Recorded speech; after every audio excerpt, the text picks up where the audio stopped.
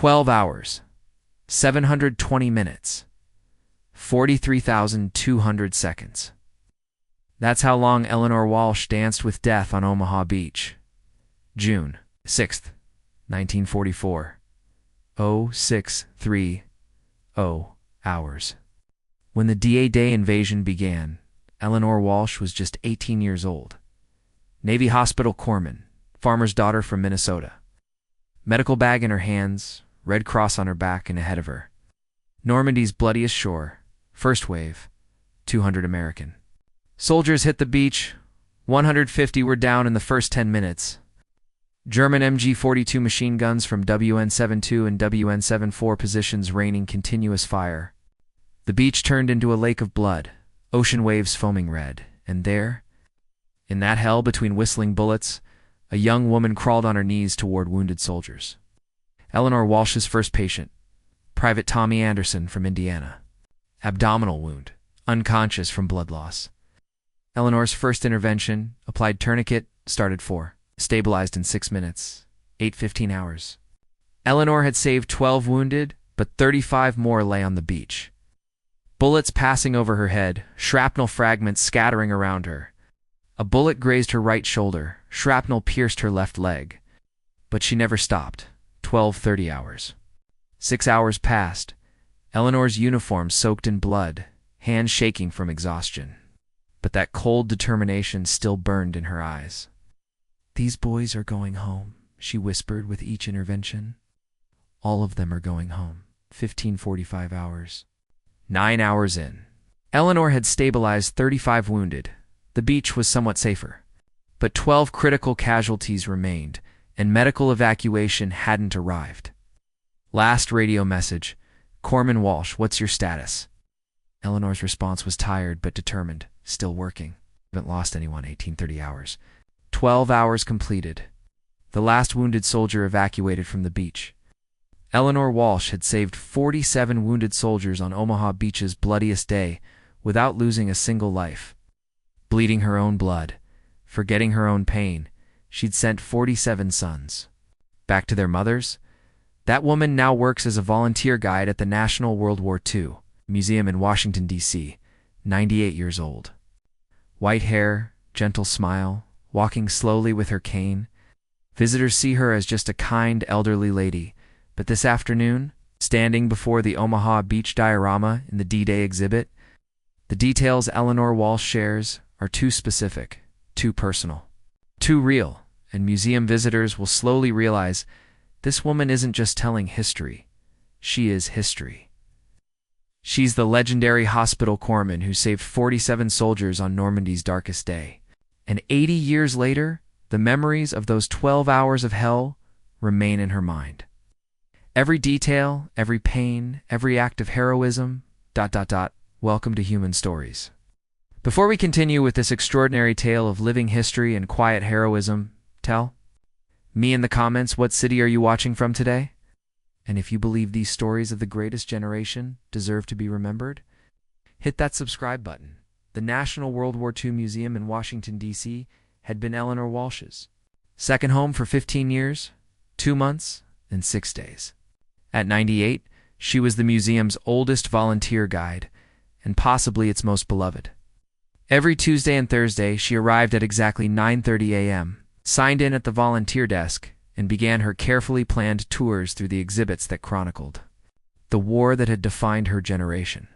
To the thousands of visitors who had taken her tours over the years, Eleanor was the embodiment of living history, a gentle, articulate woman who brought the exhibits to life with her encyclopedic knowledge and gift for storytelling. She knew dates, statistics, and operational details that impressed even military historians. What they didn't know was why she knew them so intimately. Eleanor had perfected the art of being invisible in plain sight. She shared facts, not experiences. She discussed historical significance, not personal memories. She guided visitors through the timeline of World War II as an educator, not as someone who'd lived through its most crucial moments. That Thursday afternoon started like hundreds of others. Eleanor met her tour group of 12 visitors at the main entrance, a mix of ages and backgrounds that reflected the museum's diverse appeal. There was the Johnson family from Ohio, with teenage twins doing a school project on DAD. An elderly veteran named Frank who walked with a slight limp and wore a VFW cap. A young couple from Germany visiting America for their honeymoon and wanting to understand this chapter of their country's history. Several college students taking notes for history papers. "Good afternoon, everyone," Eleanor began, in the clear, measured voice that had guided thousands of tours. "My name is Eleanor Walsh, and I'll be taking you through our DA exhibition today. We'll be covering the planning, execution, and aftermath of Operation Overlord, the largest amphibious invasion in military history." As the group moved through the preliminary exhibits covering the build-up to today, Eleanor maintained her usual professional demeanor. She explained the strategic importance of opening a second front in Europe, the deception operations that misled German forces about the invasion location, and the massive logistical effort required to move men and materiel across the English Channel. But as they approached the centerpiece of the exhibition, a detailed diorama of Omaha Beach, something in Eleanor's demeanor shifted almost imperceptibly. Her pace slowed slightly, her voice took on a different quality, and her eyes focused on the display with an intensity that suggested more than academic interest. "Omaha Beach," she began, stopping before the diorama that depicted the chaotic scene of June 6, 1944, codenamed Bloody Omaha by the end of the day. The most heavily defended of the 5 landing beaches, and the most costly in American lives. The diorama was remarkably detailed, tiny figures of soldiers struggling up the beach under German fire, landing craft disgorging troops into chest deep, water medics tending to wounded under impossible conditions. Eleanor stood before it with the stillness of someone looking into the past. "The casualties were staggering," she continued. "In the first hour alone, nearly 75% of the first wave was killed or wounded. The beach was littered with the dead and dying, and for a time, it looked like the invasion might fail here." Frank, the elderly veteran, was studying Eleanor's face as she spoke. Something in her expression had caught his attention. "The German positions here," Eleanor continued, pointing to specific locations on the diorama. WN 72 and WN 74 had perfect fields of fire down the beach. The MG-42 machine guns could cycle at 1,200 rounds per minute. The sound was ... distinctive, like ripping fabric, but louder. She paused, seeming to catch herself. The level of detail was unusually specific, even for Eleanor's typically thorough tours. "The medical personnel," she continued, her voice slightly softer, worked under impossible conditions. Hospital corpsmen from the Navy, assigned to Marine and Army units, had to treat wounded soldiers while under constant enemy fire. Many of them were barely out of their teens. Sarah, one of the college students, was scribbling notes furiously. "Mrs. Walsh, how do you know such specific details about the medical operations? That's not covered in most of the standard histories." Eleanor hesitated for just a moment. "Extensive research," she said.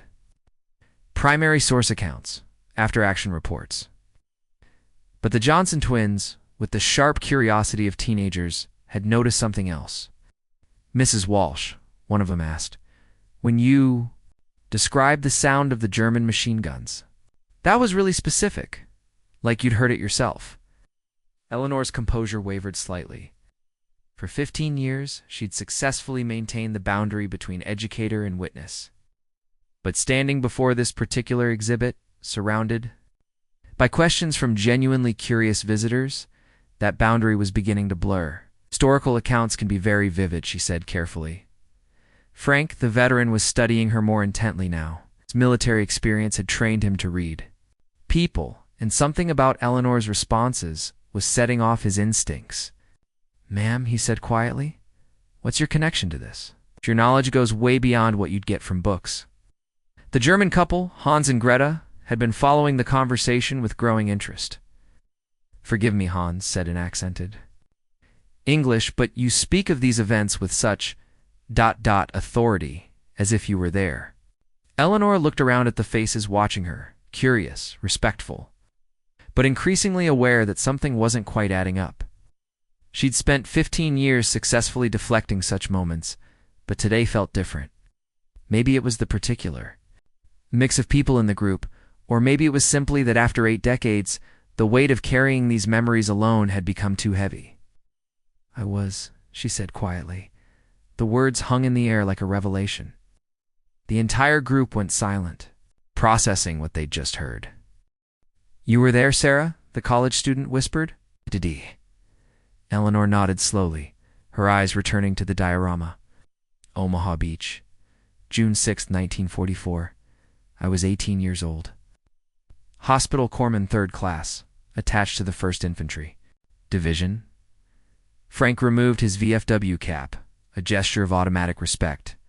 Ma'am, you were a Navy corpsman at Omaha Beach? For 12 hours, Eleanor said, her voice steady but quiet. From the first wave until the last wounded were evacuated. The transformation in the group's dynamic was immediate and profound. They were no longer looking at a museum guide. They were in the presence of living history. Someone who'd witnessed one of the most pivotal moments of the 20th century firsthand. 12 hours, repeated one of the Johnson twins, evident in his voice. Eleanor's gaze was focused on a specific section of the diorama. The area depicting medical personnel treating wounded on the beach. It felt like 12 years, she said. Every minute stretched into eternity when you were trying to save someone's life under fire. The young German woman, Greta, approached Eleanor with obvious emotion. My grandfather fought at Normandy, she said softly. On the other side. He never talked about it, but he always said the American medics were incredibly brave. Eleanor looked at her with kindness rather than any trace of old animosity. We were all just trying to do our jobs and get through the day. Soldiers, the medics, even the German defenders. Most of us were barely adults, following orders and hoping to survive. What did you do? Frank asked. During those 12 hours. Eleanor was quiet for a long moment, clearly deciding how much to share. I treated wounded soldiers. 47 in total. Everything from shrapnel wounds to traumatic amputations to shock.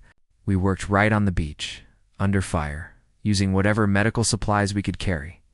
47 soldiers, Sarah said, writing frantically. In 12 hours, under enemy fire. None of them died, Eleanor said simply. Not on my watch. The statement was delivered without pride or boasting, just a fact, but its impact on the group was profound. None of them. Frank asked, his voice thick with emotion. I was very good at my job, Eleanor said, and very stubborn. One decided early, that morning, that every boy who made it to my aid station was going home to his mother, and they did. Hans, the German visitor, was visibly moved. This is ... extraordinary. You saved 47 lives in one day. I did what I was trained to do, Eleanor replied. What any corpsman would have done? No, ma'am, Frank said firmly. What you did goes way beyond training. That's heroism. Eleanor's expression grew slightly uncomfortable. I've never been comfortable with that word. I was doing my job. Mrs. Walsh, said one of the Johnson twins, why didn't you tell us this at the beginning? Why keep it secret? Eleanor considered the question carefully. Because when you've lived through something like D-Day, you realize that the story isn't about you. It's about all the people who didn't make it home.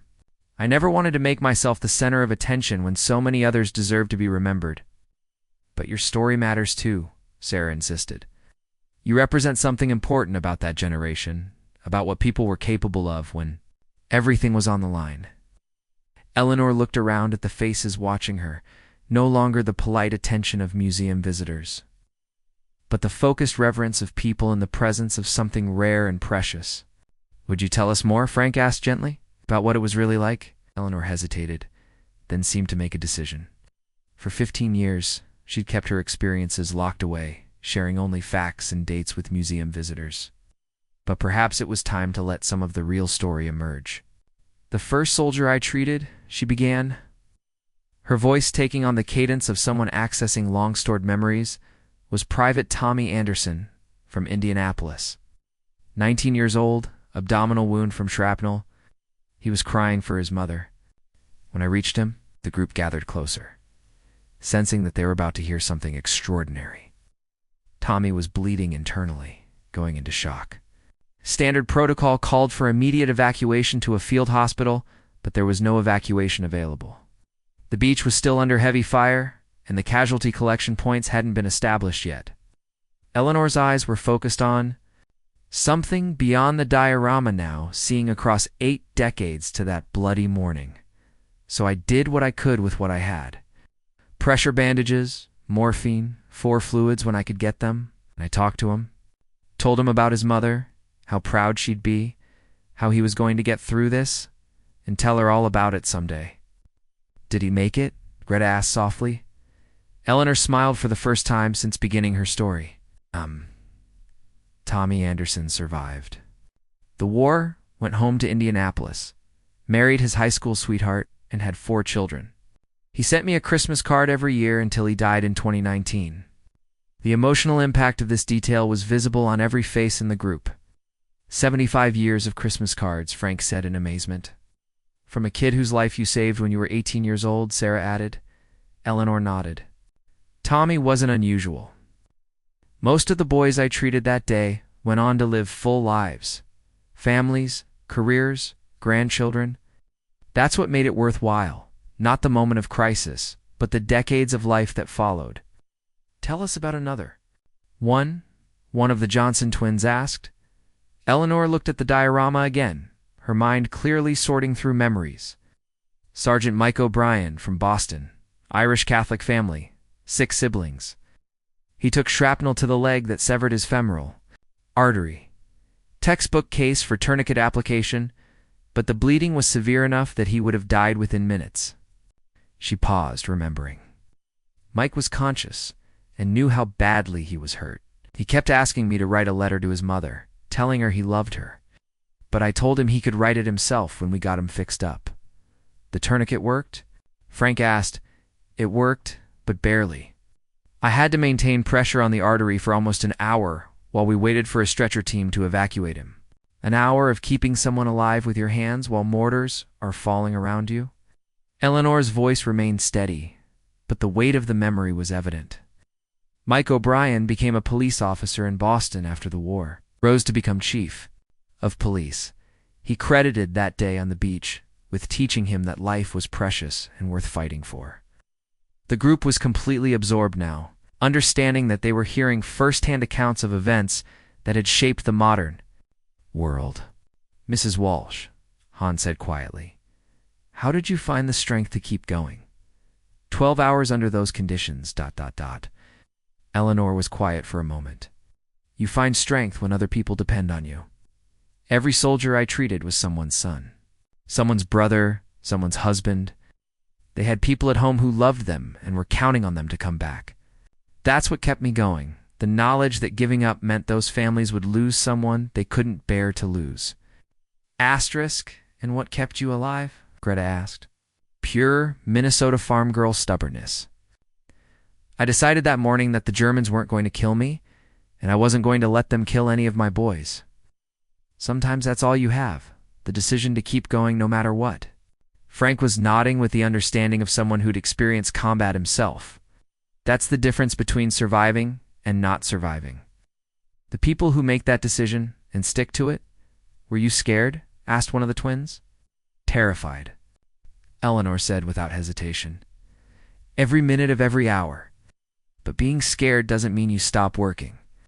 It just means you work scared. The group stood in contemplative silence for a moment, processing the magnitude of what they'd heard. Mrs. Walsh, Sarah said finally, why are you telling us this now? After keeping it private for so long, Eleanor looked around at their faces. Young and old, American and German, civilian and veteran, all united in their respect for what she'd experienced. Because, she said slowly, I think it's important for people to understand that ordinary people are capable of extraordinary things when circumstances demand it. I wasn't special.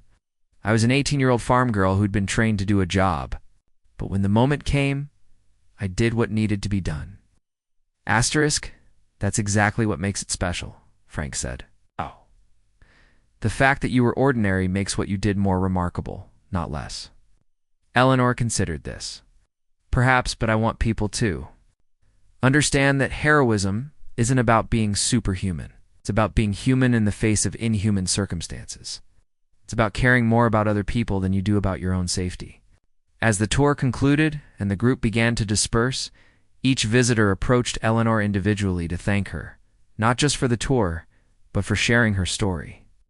The German couple was particularly moved, with Hans expressing how much it meant to hear about D-Day from someone who'd been there, Greta saying that it helped her understand her grandfather's experiences in a new way.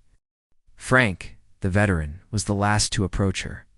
"Ma'am," he said, "I served in Vietnam. Different war, different time, but I recognize something in you that I've seen in the best people I served with. You did something extraordinary, and you've carried it with dignity for 8 decades. Eleanor looked at him with the understanding that passes between people who've seen things that most others haven't. "Thank you, Frank, and thank you for your service." As Eleanor gathered her things to leave that day, she realized that something had shifted.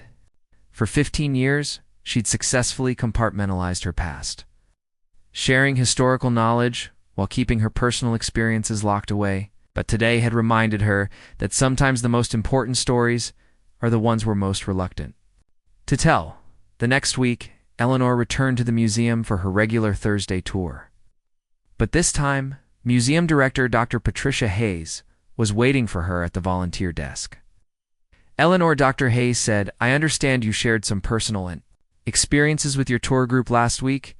Eleanor braced herself for criticism, wondering if she'd overstepped her role as a guide.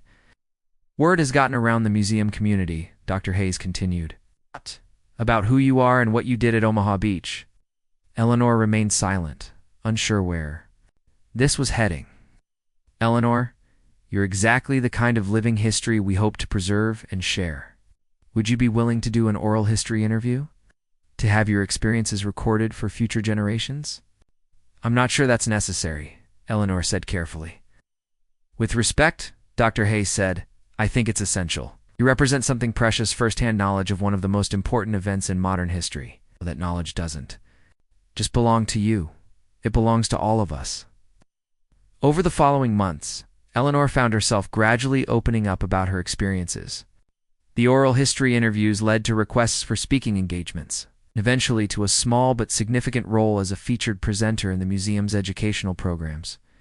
She discovered that sharing her story didn't diminish it, it enhanced it. Every time she spoke about D-Day, she honored not just her own service, but the memory of all the soldiers she'd treated, and all the ones who hadn't made it home. And she learned that Frank had been right. Heroism wasn't about being superhuman. It was about being fully human when humanity was needed most. At 98, Eleanor Walsh had finally found peace with being called a hero. It's not because she'd done something extraordinary, but because she'd done something necessary. And in doing so, she'd become part of the eternal story of ordinary people rising to meet extraordinary challenges. The 47 soldiers she'd saved on Omaha Beach had gone on to live full lives, marriages, children, careers, and grandchildren. But perhaps equally important, their story had been preserved by the woman who'd refused to let them die on that bloody Norman shore.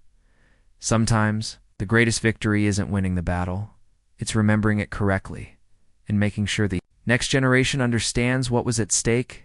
Eleanor Walsh had spent 12 hours saving lives on D-Day. She was now spending the remainder of her life ensuring that those lives and that sacrifice would never be forgotten.